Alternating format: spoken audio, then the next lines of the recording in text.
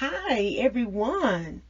How are you, precious standers? It is Lakeidra. Thank you all so much for joining me. I pray that you all are up in your spirit, that you are focusing on the promises of God and what He has said about your marriage and that spouse of yours and how you all are one. Hallelujah, one flesh. Praise the Lord. That is His gift unto you, people of God, who are the body of Christ. It doesn't matter what it looks like. Remember, hold on to the word of God. Hold on to the promises, for they are yours and they are coming to pass. As you wait patiently, you will see that harvest. Hallelujah. And I want to thank all of you all for joining me. And I also want to share with you, precious people of God, about a wonderful testimony. But before I do that, I want to thank my first timers for joining me, and also for you all's prayers, people of God, and your comments and all your support in the work of God. May the Lord continue blessing you. Yes, there is a wonderful testimony where I received an update by a precious sister in the Lord. You know, in fact, I wanted to share her email that I've received. In fact, I'm going to read it to you. That way you won't miss a thing. She shared, hallelujah. She says this. She says, I wanted to share a testimony, Lakeidra. My husband is back home now with all of his things. Please encourage the ladies to stand. Even when their spouse say they want a divorce, ignore them and still stand. My husband told me 4 or 5 times and even gave me the money to file. But I took the money and paid bills and went out to lunch with Jesus. Then she laughed. Now, precious people of God, this is not what she's recommending, but this is what she felt led to do. But anyway, she goes on and she says, now here we are after a year-long separation, working it out. And when he gave me the money to file, it was only 2 months ago. And God said to me, you gonna do what he tell you to do or listen to me?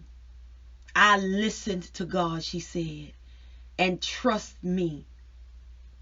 It was hard not reacting in the flesh, she says, but God has the final say. I thank God for your prayers and support.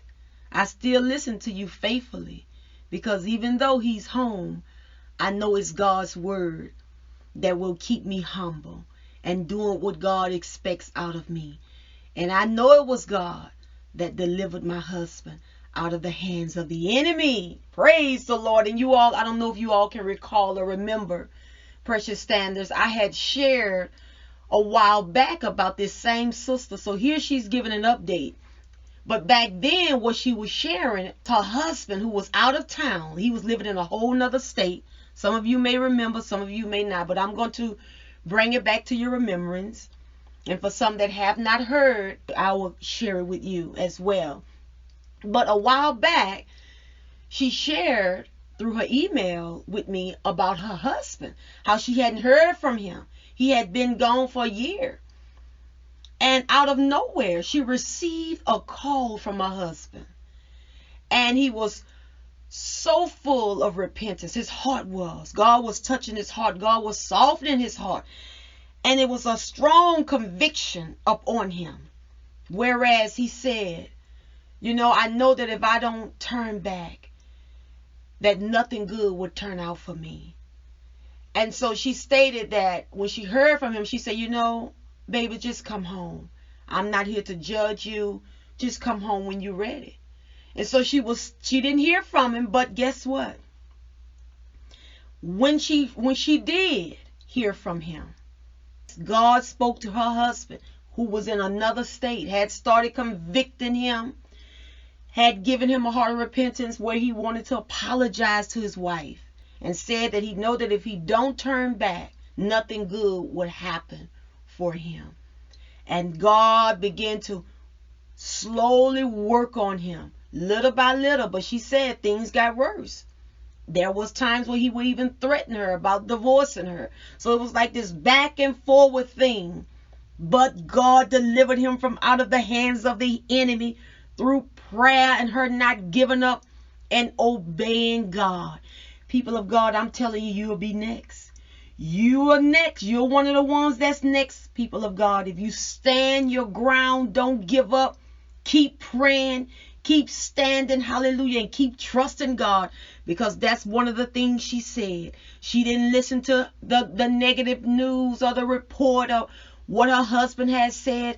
Her trust was in God, hallelujah.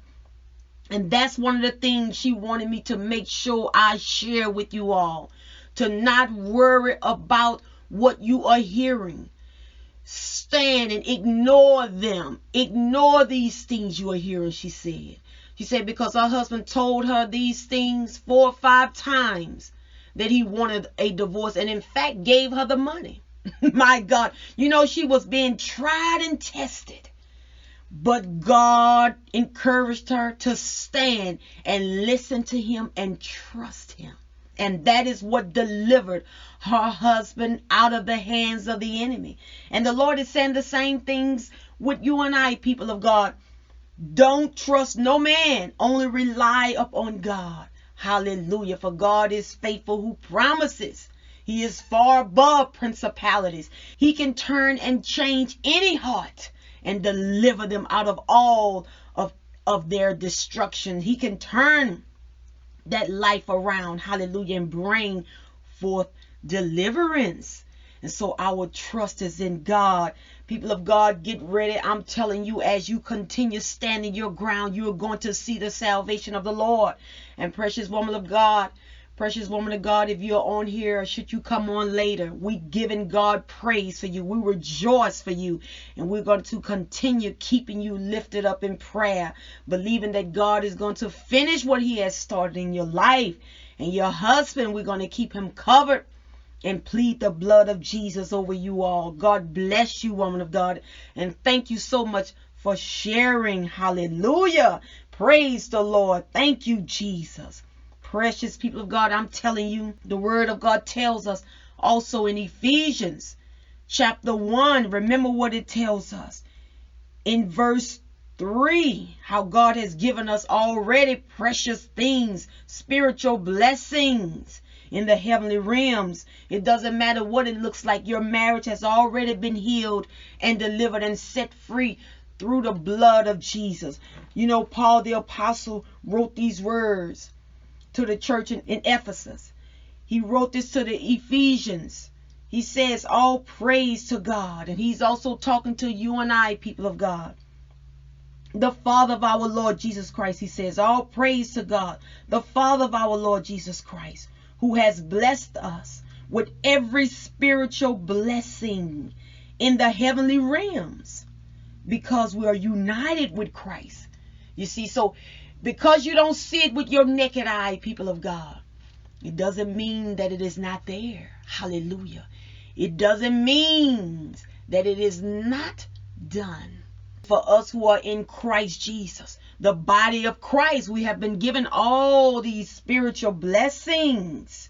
We have been given everything pertaining to our life and godliness. Hallelujah. In verse 4, he says, even before he made the world, God loved us and chose us in Christ to be holy and without fault in his eyes. God decided in advance to adopt us into his own family by bringing us to himself through Jesus Christ. This is what he wanted to do, and it gave him great pleasure. So we praise God for the glorious grace he has poured out on us, Paul says, who belong to his dear Son. He is so rich in kindness and grace that he purchased our freedom with the blood of his Son and forgave our sins. He has showered his kindness on us, along with all wisdom and understanding, people of God. Hallelujah. We're not begging God to heal our marriages. We're not trying to get God to do something he has already done. It has already been given. The Lord Jesus Christ says, when you've prayed and asked for it, believe that you've received it and it will be yours. You see, God has already purchased us to have all these things, not just salvation, but also things pertaining to our lives, our marriages, our children, our finances, our health. Remember, he was wounded for our transgressions, bruised for our iniquities, and the chastisement of our peace was upon him. And with his stripes, we were healed. We were healed, the Bible tells us, hallelujah, in Isaiah. It is the truth. In Isaiah 53, verse 5, praise the Lord. The Lord tells us these things in his word. You know, in Ephesians, look at what he describes to us through Paul the apostle about our marriages that has also been seated, or that is in heavenly realms. It's stored up in heavenly realms. Everything that we could ever ask, think, or hope for has already been given to us through the blood of Jesus. And you know, the enemy comes in to fight and tries to blind and deceive and bring scales so you cannot see what has already been given to you. And so, you know, with all these things that you're seeing going on in your marriage, it is only designed to cause you to fight and take possession of what has already been given to you in the heavenly realms. And so the Lord is sharpening your warring skills, and he's developing your skills to fight and do battle, and also strengthen your faith. This is how you can take and receive the promises of God. And so it's not that God is out to harm us or to hurt us or punish us. The Lord Jesus Christ was already punished for us. The Lord says, now receive what I've already done for you. And so in his word is our mirror. It is showing us our life. It shows you your marriage. It's showing you who your husband is. Look at it in Ephesians chapter 5. And you know, I want to read it from the Message, actually the Amplified version, because I thought that it would be so much powerful, so more powerful when you get a chance to see exactly what the word of God is saying. In Ephesians chapter 5, I want to start in verse 21. The word of God tells us in the Amplified version, being subject to one another. Hallelujah. Out of reverence for Christ. Marriage like Christ and the church. And in verse 22 it says, wives, be subject to your own husbands as a service to the Lord. For the husband is head of the wife, as Christ is head of the church himself, being the Savior of the body. But as the church is subject to Christ, so also wives should be subject to their husbands in everything, respecting both their position as protector and their responsibility to God as head of the house. This is who your husband is, wives. This is who your husbands are. They are the head of you as Christ is the head of the church. It is their responsibility to God as head of the house. So it doesn't matter what it looks like. This is already installed. This has already been given to you in heavenly realms, in the spiritual realms. Your natural eyes can't see it now, but this is what has been given to you. Now you have to take a hold of it by claiming it as yours. Begin to say what has been given to you. Don't speak what you see, because that's not what has been given to you. You speak and praise God and thank him for what has been given to you already. This is how it comes forth. This is how you are able to receive what you've asked God for in that marriage. You want to see your spouse truly as that protector. See him as that head of you, as Christ is the head of the church, and respecting him, hallelujah, as that protector. Praise the Lord. And that one who covers you, people of God. That's who your husband is in God's eyes. Praise the Lord. And the Bible goes on and tells us in verse 25, husbands, love your wives seek the highest good for her and surround her with a caring, unselfish love, just as Christ also loved the church and gave himself up for her, so that he might sanctify the church, having cleansed her by the washing of water with the word of God, so that in turn he might present the church to himself in glorious splendor, without spot or wrinkle or any such thing, but that she will be holy, set apart for God, and blameless. Even so, husbands should and are morally obligated to love their own wives as being, in a sense, their own bodies. He who loves his own wife loves himself. And then it goes on and says, for no one ever hates his own body, but instead he nourishes and protects and cherishes it, just as Christ does the church, because we are members, part of his body. Hallelujah. For this reason, it says, a man shall leave, his father and his mother, and shall be joined and be faithfully devoted to his wife, and the two shall become one flesh. This mystery of two becoming one is great. See, this is the mystery. You and your spouse, people of God, are one. But then he goes on and he says, it is great, but I am speaking with reverence to the relationship of Christ and the church. This is your marriage. This is a mirror of your marriage, people of God. Your marriage is reverence. It is actually reverencing, Paul says, the relationship of Christ and the church. Oh, hallelujah.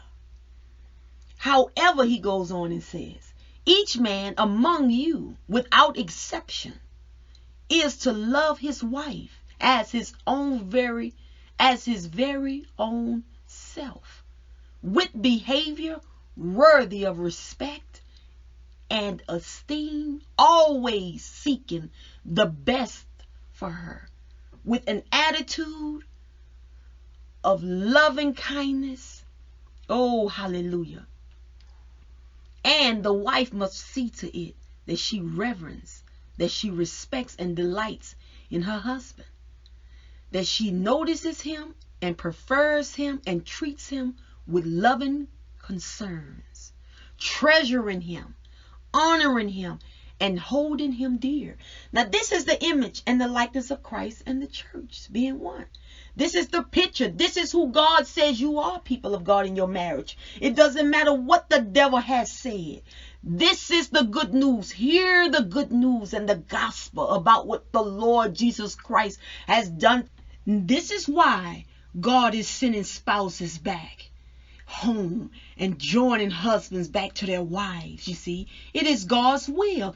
It was given to you, people of God. This is why we are steady seeing and hearing testimonies come in about the Lord restoring homes and marriages. It is because of what our marriages have been called to be. Our precious sister, who brought forth her testimony, who had a spouse that was way out of town, who kept on demanding that there be a divorce. With God's intervention that came through, God began to move in and bring his will here on this earth as it is in heavenly places. Praise the Lord. Hallelujah. Look at this precious spiritual blessing you have been given. Your eyes can't see it. Your eyes can't see it now. But it is so. Hallelujah. This is done. This has been stored up for you. Now the Lord is saying, take it, receive it, and claim it as yours. Praise the Lord, and stand on it. Fight the good fight of faith. Resist the devil and make him flee, and leave your marriage, and leave your spouse, leave your home and your life and your future. Because what God has joined together, let no man separate it. Fight for it. Protect it, people of God. Watch over it. Fight for it every day. Declare that it is yours. Hallelujah.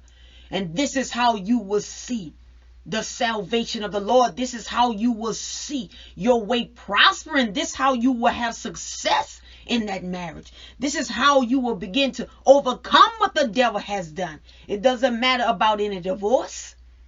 This never was God's intentions for your marriage, that you will be divorced and separated. No, you stand on the word of God. You see, the enemy can only come in and rob and steal and kill those that don't know what has been given unto them. The Bible tells us, in all thy getting, get wisdom, get knowledge and understanding.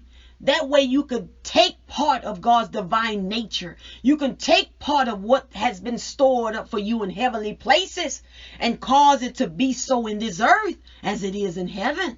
Praise the Lord. And this is why many of you all are called into battle, because God wants you to take what has been given unto you and stand your ground. This is not the time, to stay in that pity place. No, you're in a battle, taking back what God has given you. Those who are in the body of Christ Jesus, there shouldn't be any lack or want for anything.